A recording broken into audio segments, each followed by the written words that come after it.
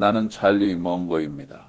이제 우리는 대한민국이 처한 냉혹한 현실과 그 해법에 대해 이야기해 봅시다. 나는 올해로 101세가 되었습니다. 인생의 대부분을 복잡한 세상을 단순한 격자 구조로 이해하고 그 안에서 어떻게 하면 어리석은 실수를 피하며 살아남을 수 있을지를 고민하며 보냈습니다. 오늘 이 자리에 계신 여러분께 나는 어떤 희망찬 위로나 정치적인 수사를 던지러 온 것이 아닙니다. 나는 투자자이자 실용주의자로서 대한민국이라는 거대한 유기체가 마주한 생존의 방정식을 냉정하게 분석해 드리고자 합니다.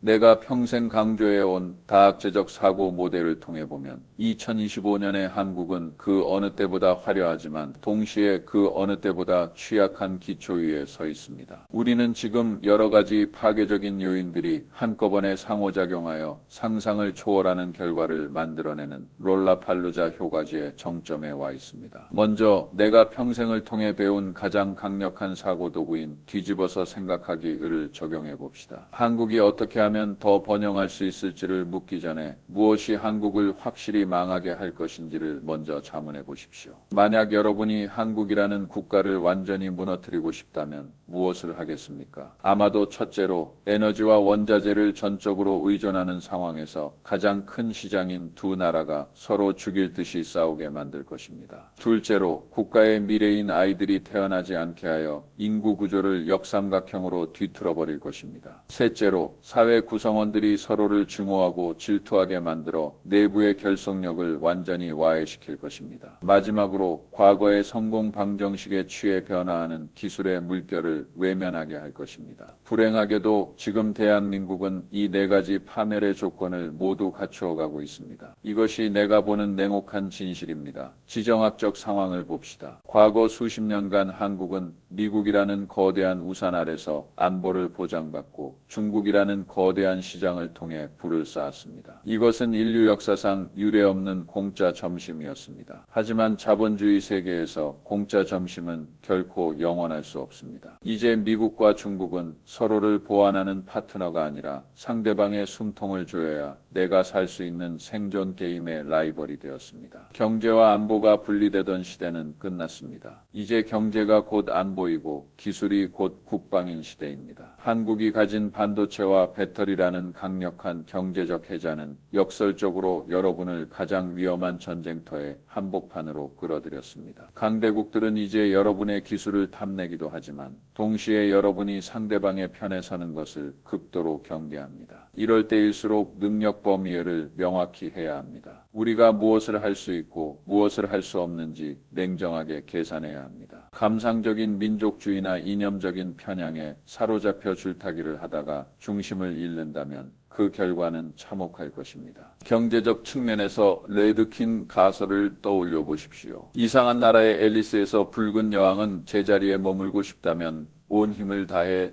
뛰어야 한다고 말합니다.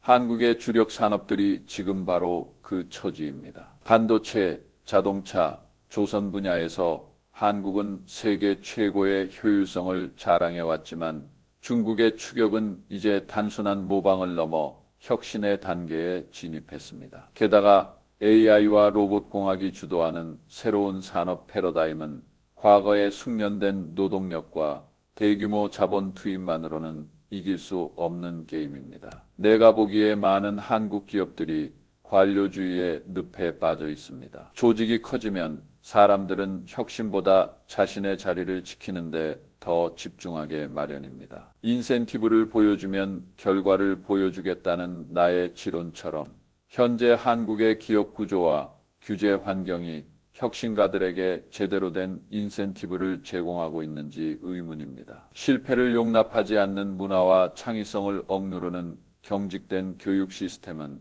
기술 패권 전쟁에서 가장 치명적인 약점이 될 것입니다. 더 심각한 것은 내부의 적, 바로 인구 구조의 붕괴입니다. 나는 평생 통계와 확률을 믿어왔습니다. 출산율 0.7명 미만이라는 숫자는 통계학적으로 볼 때 국가적 자살이나 다름없습니다. 이것은 단순히 복지정책 몇 개로 해결될 문제가 아닙니다. 청년들이 왜 아이를 낳지 않는지 그 인센티브 구조를 들여다보십시오. 높은 주거비, 숨막히는 교육 경쟁, 그리고 타인과의 비교를 통해 자신의 행복을 측정하는 질투의 문화가 결합된 결과입니다. 질투는 성경에서도 금기시하는 가장 어리석은 죄악 중 하나입니다. 남보다 더 나은 차를 타고 더 비싼 아파트에 사는 것이 인생의 목표가 된 사회에서 아이를 낳아 기르는 행위는 경제적으로 손해보는 장사타럼 느껴지게 됩니다. 인간은 본질적으로 합리적인 동물입니다. 환경이 생존을 위협한다고 판단되면 본능적으로 번식을 멈춥니다. 지금 한국의 청년들은 사회적 환경이 자신들의 생존을 위협하고 있다고 온몸으로 외치고 있는 것입니다. 이 신호를 외면하고 낡은 대책만 내놓는 것은 가라앉는 배 위에서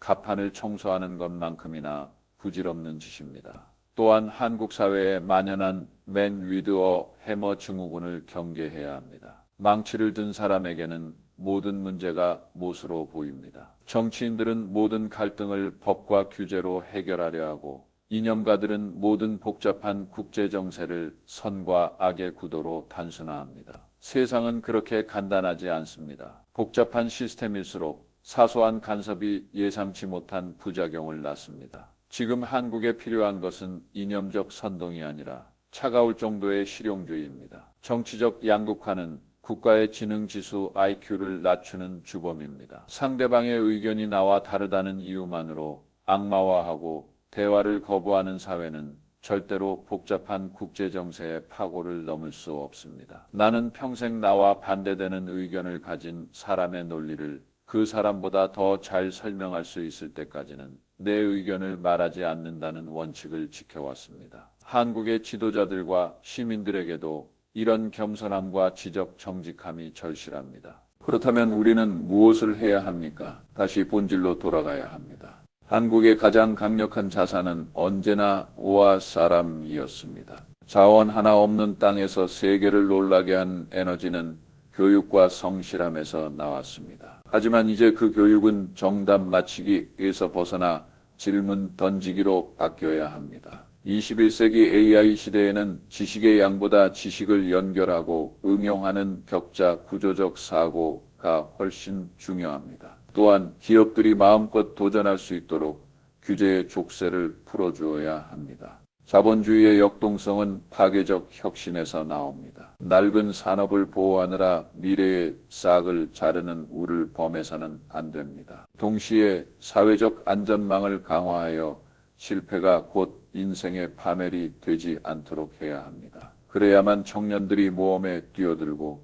다시 미래를 꿈꿀 수 있습니다. 국제 무대에서는 더 영리해져야 합니다. 한쪽에 치우친 외교보다는 우리가 가진 기술적 우위를 바탕으로 누구도 우리를 소외시킬 수 없는 필연성을 만들어야 합니다. 미국이든 중국이든 한국의 반도체와 기술 없이는 자국의 산업이 멈춘다는 사실을 깨닫게 해야 합니다. 그것이 진정한 외교적 힘이며 진정한 안보입니다. 강한 자가 살아남는 것이 아니라 변화에 적응하는 자가 살아남는다는 진리는 국가 경영에도 그대로 적용됩니다. 과거의 영광에 매몰되지 마십시오.